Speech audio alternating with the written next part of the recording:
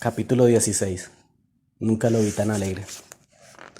Nunca lo vi tan alegre, tan enamorado. Nunca lo conocí tan seguro.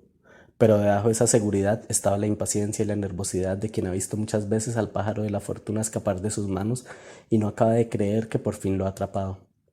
Tenía más allá de 100 hombres acampando en el puerto de Santa Cruz donde se estaban fabricando las barcas y se mostraba elocuente, sonriente, más apuesto y gallardo que nunca. Iba por las calles atareadas y la gente se abría a su paso. Teníamos la certeza de estar viendo al favorito de la fortuna, un capitán que pronto sería más famoso que el marqués Pizarro y que Cortés, el avisado conquistador de Nueva España.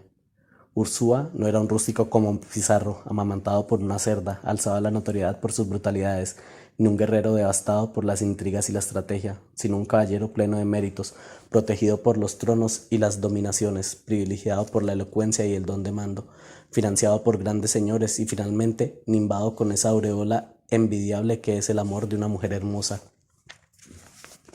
De repente, pareció olvidarse de la expedición, del virrey, de sus cuantiosas deudas y hasta de la sinuosa ciudad de la selva que era su delirio. La bella Inés parecía ser suficiente tesoro, con ese rostro que tenía algo de la intensidad de los moros, pero también la distancia indescifrable de los rostros indios, con esos ojos grandes y profundos, la sonrisa espontánea dibujada en su cara, el cuerpo lleno de secretos y promesas que exhalaba un perfume de flores.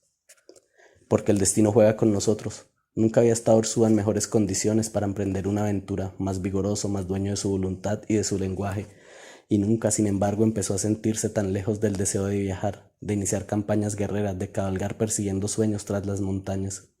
Cuando ya todo lo exterior, la voluntad del virrey, la confianza de los encomenderos, los recursos, convergía para que su expedición se abriera camino, en ese momento preciso algo en su corazón lo retenía y ya no lo dejaba ni siquiera regodearse imaginando la conquista inminente.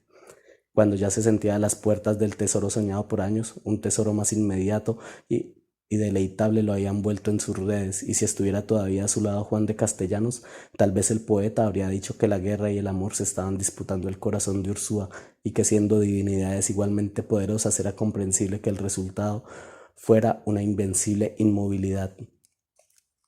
Por un tiempo se permitió ser feliz, andar con su mestiza como en una embriaguez, cabalgar por las sierras con ella, seguidos por tropas de confianza, porque el Perú no deja de ser una tierra en conquista, y cada cierto tiempo revueltas, incendios, asaltos, recordaban que aquellos eran reinos ajenos, donde el poder se mantenía por la fuerza y donde no convenía descuidarse. Los recursos que Ursúa había recabado estaban todos invertidos, pero la rica hacienda de Inés le permitía abandonarse día tras día al amor y a los sueños. Después de los paseos, los banquetes, después de los banquetes, las largas siestas, y de las siestas pasaban a los baños de vapor, de los baños a tardes de arrullos, y de allí a las cenas y a las veladas con fuego y con música, para acabar en los largos abrazos que daban comienzo a sus noches sin sueños. Y yo pude entender que Ursúa se abandonara así en los placeres, porque nunca en la vida, desde su infancia en Navarra, le había sido dado vivir tan desentendido y tan poco vigilante. Fue como si en esos lechos y esas mesas hubiera muerto el soldado y solo quedaba un amante y un niño ávido de susurros y juegos. ¿Cuánto podía prolongarse aquella vida? Ursúa a veces se lo preguntaba, y sabiendo que la vida tenía que seguir, aprovechaba el tiempo. Unas cuantas jornadas más, se decía sin preocupaciones. Se justificaba diciendo que mientras tanto no había negligencia porque ya estaban construyendo los barcos, pero los barcos empezaban a podrirse en la inacción junto a los ríos del este, que en Huagallas estaban acopiando los víveres, pero los víveres ya se dañaban en las bodegas y ya estarían llegando los soldados, pero los soldados llevaban muchos días aguardando a aquel jefe que no aparecía jamás. Y a los soldados no solo hay que pagarles cuando están en marcha, hay que mantenerlos mientras esperan, darles algún oficio, o siquiera un pasatiempo para que su imaginación y su energía no se vayan llenando de humaredas ociosas. Cada día en la casa señorial de Trujillo parecía repetir al anterior y prefigurar al siguiente. Estaban concebidos para que el tiempo perdiera su urgencia y su filo, para que nadie sintiera cómo se llenaban o adelgazaban la luna en el mar o a lo lejos sobre las playas de Huanchaco, y la propia Inés, tan dueña de su mundo, que nunca descuidaba sus asuntos, procuraba demorar al guerrero y facilitar las cosas para que no se sintiera a tiempo, para que la urgencia no viniera a malograr las horas de dicha, para que los reclamos del mundo no interrumpieran demasiado pronto su abrazo. Los siervos españoles e indios que trabajaban en la casa seguían atareados en impedir que los señores sintieran algún apremio, y ya ni parecía recordarse que existía el mundo exterior cuando empezaron a llegar los mensajeros buscando a Pedro de Ursúa. El virrey fue de los primeros en saber que el capitán estaba descuidando su campaña. Recibió informes de peleas y desórdenes en los campamentos donde se encontraban los soldados, y cuando preguntó más en detalle, supo que estaban al mando de jefes improvisados porque el capitán Ursúa ni siquiera había nombrado mariscales de campo, ni abanderados, ni estructura, y la disciplina de la tropa estaban extrañamente relajadas. Con la sensación de que en Trujillo estaba sobrando, yo había vuelto a Lima, decidido a esperar que el capitán regresara también y me diera instrucciones para la campaña. Un día el virrey me llamó a su despacho y me preguntó por Ursúa, no solo porque sabía de nuestra amistad, sino porque no se había enterado de que, en lugar de volver a España, como estaba previsto inicialmente, después de acompañarlo a su llegada como virrey en las Indias, yo había decidido viajar con Ursúa a la selva. No entiendo tu cambio de rumbo, me dijo. En España te negabas con abundantes argumentos a acompañarme al Perú y hablabas de tu abominación por la selva. Ahora te veo decidido e inminente en la misma maraña que era en un infierno hace apenas 5 años. Le respondí que ahora la gratitud con aquel hombre comprometía mi lealtad y que acompañarlo era también una manera de servir a la corona. El virrey habló entonces de la tardanza de Ursúa en emprender su campaña. Traté de protegerlo y le dije que Ursúa estaba preparándose para partir. Solo está recogiendo los últimos recursos, lo que le prometieron los encomendadores de Trujillo y de Paita, y creo que ya no tardará en volver.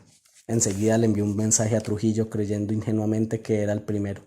No sabía que los mensajeros llegaban, primero cada semana, después cada 5 días, ahora cada 3 a la casa de Inés de Atienza, y que los mensajes se acumulaban de un modo que podía parecer alarmante a alguien con menos confianza en sí mismo que Pedro de Ursúa. Él seguía diciéndose que era bueno reposar y prepararse. El viaje sería duro y los caminos espantosos. La dicha de ahora sería irrecuperable durante muchos meses, pero estaba seguro de que echar a andar la campaña solo dependía de su voluntad. Ya verán cuando llegue, debía pensar, bastará dar la orden e iniciaremos un viaje que van a recordar los reinos. Él no se da cuenta, pero algo comenzaba a vacilar en la tierra o en el cielo. Incluso su necesidad de permanecer junto a Inés, lo mucho que le costaba desprenderse de ella, era como un indicio de que algo en él se resistiera a su propia aventura. Cosas adversas empezaban a decirse en la vecindad de los poderes de Lima. Los rumores corrían con nuevo brío por la ciudad de Trujillo, y en la propia casa de Inés la aparente felicidad de los días parecía una cuerda más y más tensa que por alguno de sus puntos iba a romperse. Algo que tenía que pasar, algo debía romper el cristal de aquel embrujo. Un día, Ursúa vio por fin la cantidad de mensajes que se habían amontonado a la gran mesa negra y advirtió la frecuencia de los llamados, el silencio de la servidumbre, algo en la misma conducta de Inés, algún sobresalto en su vida amorosa, algún reclamo sobre otro tema. Le recordó las deudas adquiridas, las gentes contratadas, los barcos encargados meses atrás, todo lo que había descuidado en los desvelos del amor. Por apacible que sea el jardín, tarde o temprano entra la serpiente. La propia Inés se levantó algún día con el himno de la realidad en los labios, y Ursúa recordó que era un conquistador, un hombre necesitado de riquezas. No podía seguir mostrándole a su mestiza por todo paraíso su propia casa, porque el refugio del amor terminaría por parecer una prisión. Ella, que no se proponía romper la magia, se arrepintió de haberle mencionado sus deberes, pero Ursúa sintió que despertaba de un sueño. Comprendía que ahora necesitaba el reino de la selva por razones más imperiosas. Tenía que ponerlo a los pies de aquella mujer, el país fabuloso de Omagua, el reino de las Amazonas, el tesoro incalculable que de la oculta ciudad del Dorado todavía no existían, pero ya tenían su reina.